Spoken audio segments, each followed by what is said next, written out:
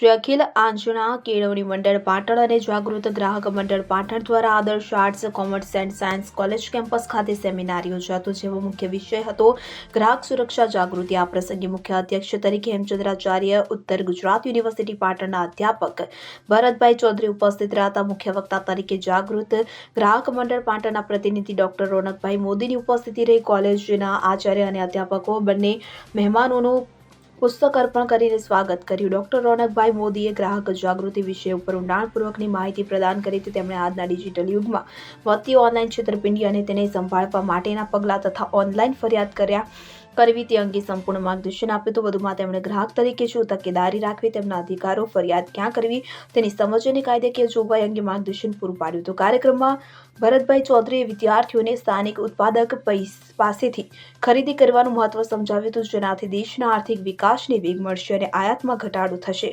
તેમણે વિવિધ ઉદાહરણોની મદદથી ગ્રાહક જાગૃતિને વધુ મજબૂત બનાવવા માટે પ્રેરણાત્મક માહિતી આપી અને સ્વદેશી અપનાવવા પર ભાર મૂક્યો। સાથે સાથે ઉત્તરાયણ પર્વમાં ચાઇનીઝ દોરી અને તુક્કલ ન વાપરવા સૂચન કર્યું હતું। આ પ્રેરક કાર્યક્રમમાં 150થી વધુ વિદ્યાર્થીઓ ઉપસ્થિત રહ્યા હતા અને તેમની જ્ઞાન વૃદ્ધિ માટે આ અવસર ખૂબ જ ઉપયોગી સાબિત થયો। આ પ્રસંગે પ્રિન્સિપાલ આરતીબેન પ્રજાપતિ, અધ્યાપકો તેમજ કોલેજ સ્ટાફ ઉપસ્થિત રહ્યા હતા। Bureau report CN24 news.